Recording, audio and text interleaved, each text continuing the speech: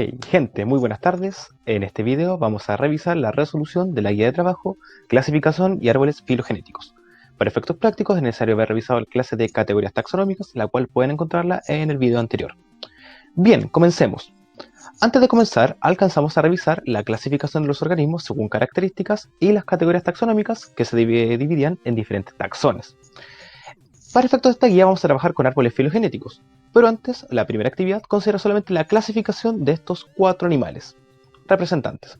Como pueden ver acá en esta esquina, yo coloco lo que serían los diferentes taxones o las categorías taxonómicas, y podemos ver que comparten varios de ellos. Para empezar, todos comparten el reino animal, todos comparten el filum o la división cordata, que son los cordados o que tienen columna vertebral, y también comparten la clase, en este caso la clase mamalia o de los mamíferos, ya que todos tienen glándulas mamarias, se reproducen por cría viva, etc. Ahora, podemos ver que inmediatamente van a haber solamente algunos que comparten otras categorías taxonómicas, tales como el orden, y otros ya se comienzan a diferenciar, ya sea tal vez por la cantidad de dactilares que tienen, ya sea tal vez por ciertas características que pueden ser mucho más notorias, en el caso de los elefantes, por ejemplo, y así sucesivamente. Entonces, para la resolución de las 3 preguntas que coloco aquí abajo, es lo siguiente. Las características en común que comparte el reino tienen que analizar inmediatamente a qué reino estamos hablando. Y el reino del cual nos estamos refiriendo es el reino animal. Inmediatamente tienen que mencionar características que tienen en común los animales. Claramente tienen que ser las características más generales posibles, ya que hay animales en particular que no tienen características que tienen el resto de los representantes. Con 3 características debería bastar. Para la segunda pregunta, el carácter que determinan el filocordata o el filocordado lo mencioné hace unos minutos y ustedes se tienen que encargar de investigar a qué se refiere con esta cuerda dorsal que puede aparecer. Finalmente, la tercera pregunta, ¿qué características determina un animal de clase mamalia? Inmediatamente ustedes tienen que fijarse que nos estamos refiriendo a los mamíferos. Entonces, ¿qué cosas o qué caracteres identifican a los mamíferos? Bastante simple. Una vez que ya podemos ver cómo se pueden utilizar estas categorías taxonómicas, podemos pasar a la construcción de árboles filogenéticos. Como podemos ver, estos diagramas sirven para estudiar la ancestralidad y se pueden dar de diferentes formas. Incluso acá también dejo un pequeño tutorial de cómo pueden construir sus propios árboles filogenéticos. Si es que no fuera muy claro el cómo construir árboles filogenéticos, con esta versión resumida, pueden encontrar en el link que incluyo más abajo cómo se pueden construir los árboles filogenéticos de forma mucho más recabada, utilizando los caracteres derivados y los caracteres ancestrales.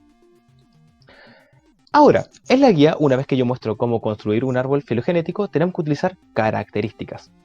En este caso, acá podemos ver 5 representantes con diferentes caracteres. Y la forma de construcción es que primero tenemos que comenzar con aquel representante que tenga menos características en su presencia. En este caso podemos ver, por ejemplo, los caimanes van a tener pulmones, mandíbulas, mollejas, etc. Los antílopes van a tener pulmones, mandíbulas y pelo. En este caso, ¿cómo averiguar cuál es el más ancestral? Hay que ubicar el que no tenga caracteres, es decir, el más ancestral. En este caso podemos ver que la lámpara no tiene ni pulmones, ni mandíbulas, plumas, molleja, pelo, etc. Por lo tanto, la construcción del árbol, cuando ustedes tracen una línea, de esta forma, tienen que ubicar al primer ancestro, es decir, que tiene menos características, de esta forma, y por encima de él, el carácter que apareció justo después. En este caso, ¿cómo sabemos que aparecieron las mandíbulas? Si nosotros nos fijamos, tenemos que ubicar ahora al segundo representante que tenga menos características. En este caso va a ser el róbalo. Como pueden ver, casi no tiene ninguna característica actual. Solamente va a tener las mandíbulas. Por lo tanto, podemos hipotetizar que ese fue el carácter que apareció después de este ancestro. De esa forma vamos a ir ubicando diferentes representantes hasta construir un árbol de esta forma.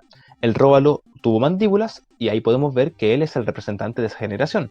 Vamos a ver que después van a aparecer los pulmones y vamos a ver que todos los animales que estén posterior a ese carácter, en este caso, también van a tener esa característica. Por eso es que vamos a llamar carácter ancestral a un carácter que es mucho más antiguo y caracteres derivados a aquellos que son más actuales o los que fueron apareciendo con el tiempo. De esa forma, con esta tabla que yo coloco aquí, ustedes tienen que construir su propio árbol filogenético. Recuerden, ubiquen siempre al que es más ancestral, que no tiene características, y van colocando posteriormente al que va apareciendo características. En este caso les puedo decir que van a haber algunos que van a estar en la misma rama, ya que van a tener la misma cantidad. Eso va a quedar a criterio de ustedes y según como yo les indico, tienen que ubicar al más ancestral y al más actual. Así de simple.